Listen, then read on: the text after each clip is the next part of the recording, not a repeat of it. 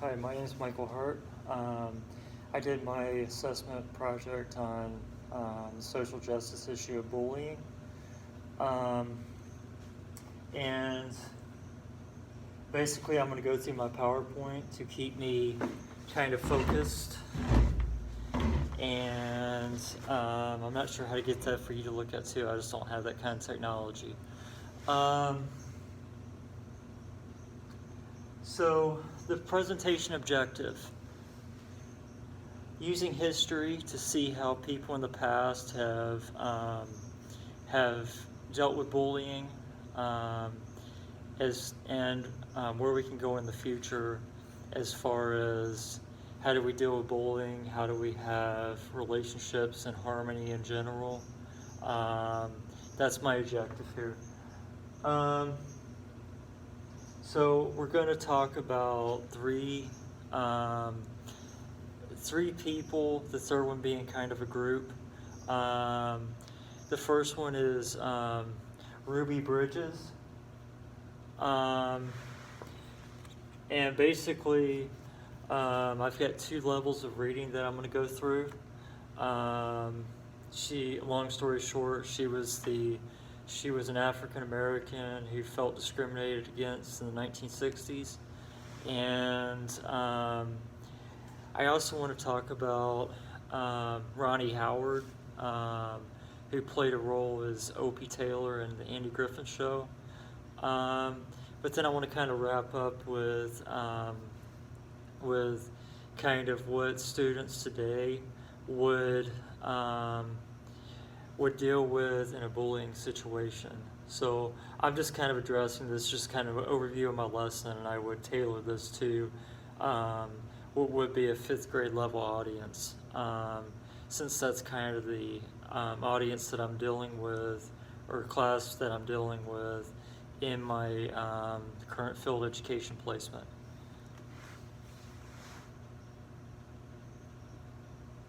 So bullying background. Um, like I was just saying, it's in our world, past and present. It's in our media as being the way people should treat people, um, even though it doesn't mean to be encouraging it, it does. Um, but I think there's also an intentional part of our media that is clamoring for and advocating for peace. It's about attaining power. It's kind of the phrase that I'm going to use with my students is it's about having a leg up on others. Bullies are self-centered, and they will come across as it's an all about me attitude, but it won't be very obvious, but their motives will be it's all about me.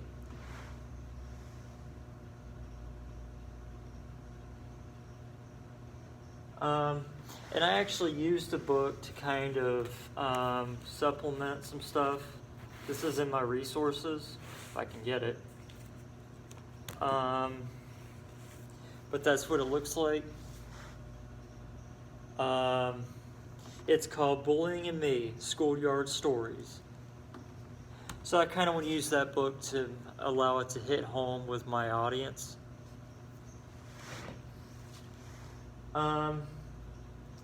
Bullying can happen when any of these categories are exploited to make a person feel inferior: race, religion, or sexuality.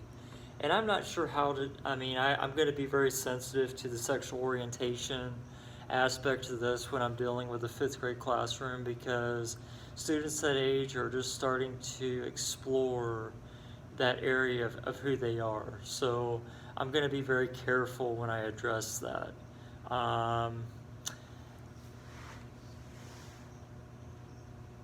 Really, bullies target people randomly. There is no rhyme or reason. We can just kind of have theories, but there is no set cookie cutter. This is why bullies attack so and so. Abuse can be physical or verbal. Fear results in low self-esteem and even long-term anxiety. And what I'm going to tell my students is do not hesitate to tell an adult. Communication, communication, communication.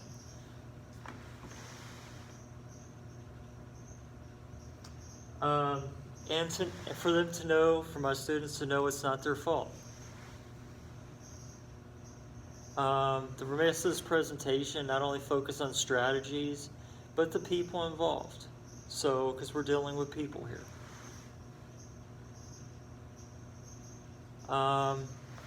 Really, for students that are experiencing students that are experiencing bullying in school, can feel like their whole school year is being made a nightmare for them. The author of this book, Back to Bullying and Me, Shapiro, suggests that that people should try to ignore the bully, as hard as that can be. There is a group of fifth graders that Shapiro talks about. They made an anti-bullying club, and their little theme song is in my PowerPoint. I'm going to kind of move on because I'm running short on time here, but I thought that was pretty moving. That is going to be slide 6 in my PowerPoint.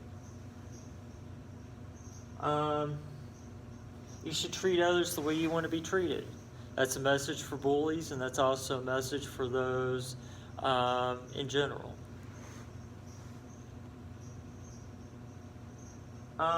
The book summary, I'm not going to have time to read this, I don't think, but long story short, Ruby Bridges was a young African-American student. She was in her early grades, first to second grade ballpark, when she first started school. This transition between these two school years was large for her. And she was an advocate at a very early age for an equal opportunities for all students. She wanted to be with people her age. She was a very strong advocate for unity. And both of these stories, this is the more basic one. It basically is simpler sentences and for like a level 1 reader. She just talks about the interactions with her first grade teacher, surprise her second grade year when the students came back. And this is the more difficult level with more complex sentences, new vocabulary, and that's the difference between the two books. And they're both on my resources.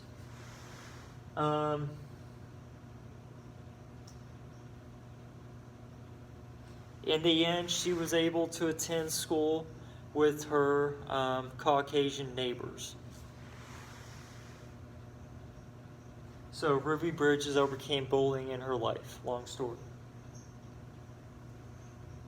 story short. And the handout I have included is basically just a list of strategies. What should you do with if you have a bully who is intimidating you? Also, there's a list of numbers to call. There's just some good information to take action if you feel you're being bullied for any reason whatsoever.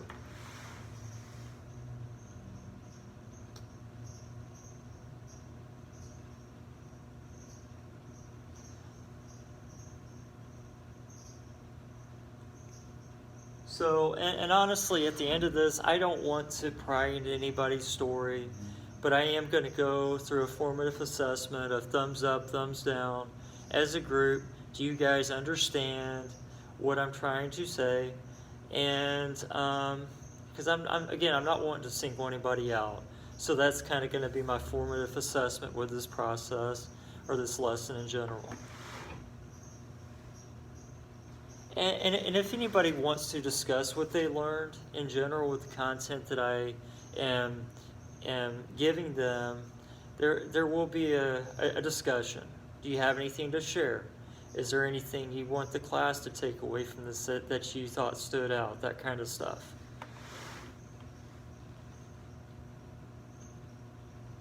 But again, we're going to conclude with recapping Ruby Bridges.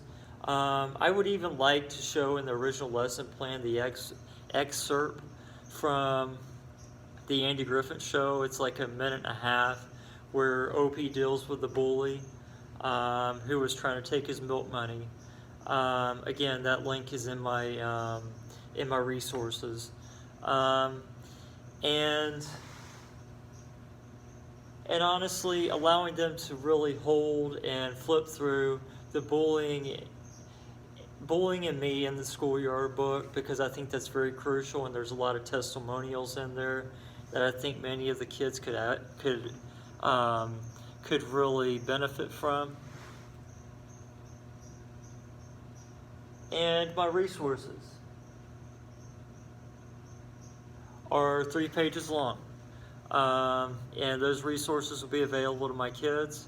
Again, it's a 5th grade target, 4th to 6th grade, 4th grade to 6th grade in the classroom at once, and the target is 5th grade. And that's about all I have. And I am going to have them as a reflection, do a journal entry, because I think it would be helpful in processing. Only thing I'm going to look for in those would be academic language, basically discussing slavery, discrimination, words like that, that will give them a better grasp of bullying in history and bullying in their present day, so they can further articulate their ideas and understanding of the content of bullying across the board. So I was just kind of getting back to that. That's in my lesson plan also. But that's about it. I think I did a really good job overviewing. Unfortunately, I just couldn't read the book in the allotted time we were given. So thank you for your time, and thanks for your input in this course. Thanks.